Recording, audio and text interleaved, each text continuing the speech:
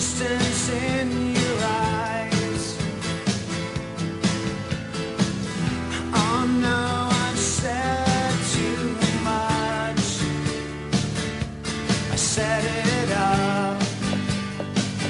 That's me in the corner.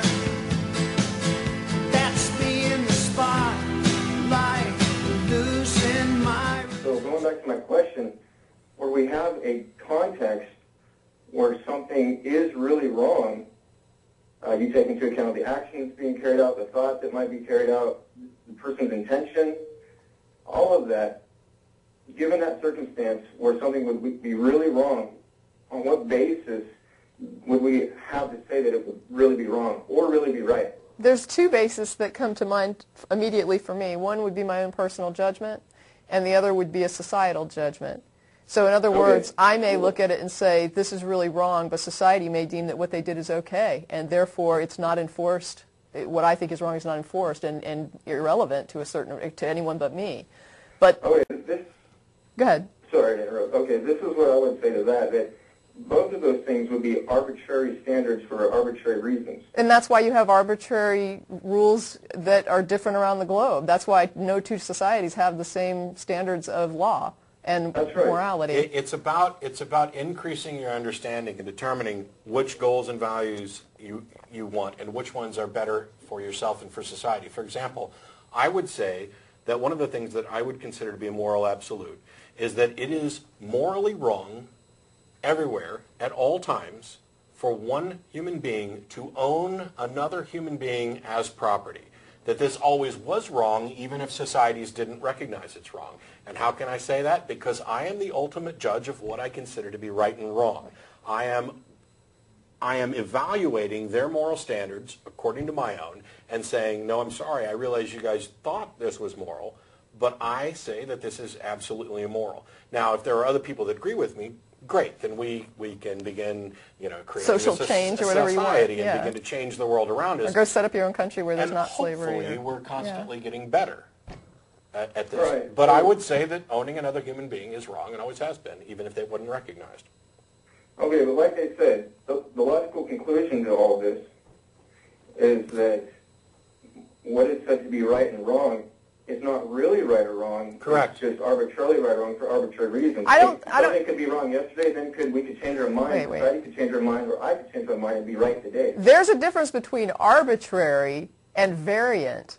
Okay, you can have very good reasons for why you decide something is right or wrong. I don't know that it's arbitrary. But people can have different reasons, so therefore... Yes, that's correct. But when I think of arbitrary, I tend to think of what you were saying before, that, oh, you could just do this, you could just do that. And really, there is a certain biological function in your head that is a social animal that wants you to have a cohesive society. So there's going to be a biological drive in your head as a social animal that's going to make you want to create a system where... Yeah, now you're pointing to something else, saying that there's some standard saying that my biological nature is what determines real morality, real right. I'm saying that it... standard that you haven't provided. No, I'm saying that it impacts your desire as a social animal. But why should I listen to it just because it's my desire? Because you can't survive as a single human being. Okay, now you're begging the question. You're assuming I need to survive as opposed to not survive. No, if you don't want to survive, it doesn't matter. I agree. Well, some people don't want to. That's fine. Then they don't need the social there's no construct. standard of morality still.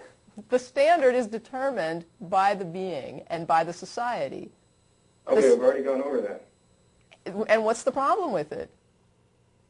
I don't know what it is you want to get to. The fact that The problem is that there's no real rights and no real wrongs that people are really accountable to. I agree. Arbitrary rights and arbitrary wrongs for arbitrary reasons. I agree. There is no innate right and wrong absolutes that exist irrespective of a thinking viewpoint. Correct. I agree. Correct. Okay, so everybody in the world who tries to claim to be a moralist is really just using a word like blah, blah. You go around saying, I'm a blah, blah, and we don't really know what that even means or why we should be blah, blah. Curiously, you and I and Tracy can have a conversation about this, so clearly it's not equivalent to blah, blah. According to my worldview, we're created in the image of God, and we have a moral compass. How do you know that? Within us. That makes no sense.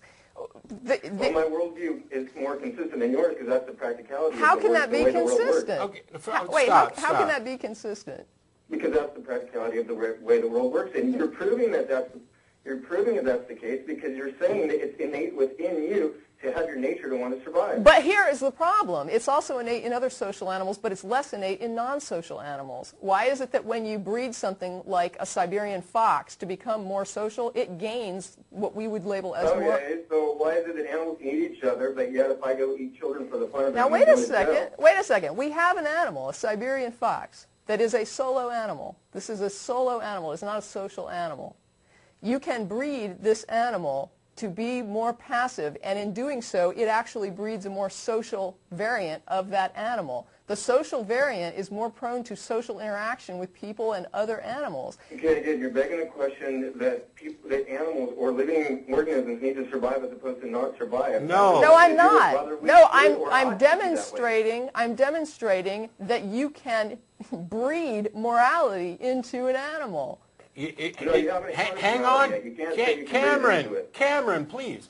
There's no question begging here. There are two possibilities. Either the species has survival as a goal, or it does not. If it does not, then it doesn't matter. Nothing. If it does, you better let me finish, or I swear I'm going to hang up on your ass. I don't care. Me neither. The other option... See, if you don't care if you survive... Yeah, if you don't care if you survive, piss off. The other option is that survival does matter, and therefore it becomes a basis. However, I'm just going to go ahead and preemptively jump to what you wanted to get to, which is that there must be some divine author of a moral code. Well, first of all, there is no universal moral code. Second of all, let's take a look at that situation. And the Euthyphro dilemma is particularly useful for this. Is something moral because God says so, or does God say so because it's moral? If the first one is true, something becomes moral because God said so, that's divine command. That is morality by fiat. And all you've done is shifted the supposed arbitrary, in your verbiage, decision about what's right and wrong from us to this authority, which is, by the way, what we do when we shift from the individual to society. But you're shifting it to some nebulous God who curiously happens to agree with you. But all you've done is taken what would have been arbitrary and shift the arbitrary nature up to something else. There is no absolute morality in divine command theory. There is no absolute morality. It is just one step removed from our subjective assessment. If the opposite is true, that God says something because it's moral, then there is some moral absolute standard, but God is now irrelevant. Your divine author supposedly is not the author. He's the messenger boy, which means that we should be able to determine these standards without his guidance. Now, in one case, you don't have moral absolutes, and in the case where you do, your God, supposed author, is not the author and is irrelevant. When we go around to make assessments, by the way, how did you come to the conclusion that God is the good one? I ask that. Obviously, you're not still on the line, and there's no reason to call back because you don't get through again today, guaranteed. How did you make that assessment? Well, you could say, and I'm sure you would, as most apologists do, that God has written a moral code in your heart that lets you know what is good, so you were able to recognize good. But you're talking about a super being. And if I'm a super being who determines what's right and wrong and I stick it in your heart, then you're going to think that I'm whatever I tell you to think that I am. In actuality, you have used your own moral standards to assess the claims within the religion to determine which claims are consistent with your understanding of morality and said, that's the good one. You are exercising your morality the same way everybody else is. Own up to it. Take a little credit for it. You know why you don't? Because I don't think you exercise it to the same extent that other people do. I think you buy into cheap arguments from authority, like the ones you tried to spew here. I think you buy into fallacies. And by the way, if you go around saying, that's question begging, it's question begging, when it's not, you look like a tool. The argument that Tracy was making had nothing to do with saying, ooh, here's the ultimate standard, it's biological. It was very simple, and she explained it. There's two possibilities. Either survival is something you're looking for, or survival is not something you're looking for.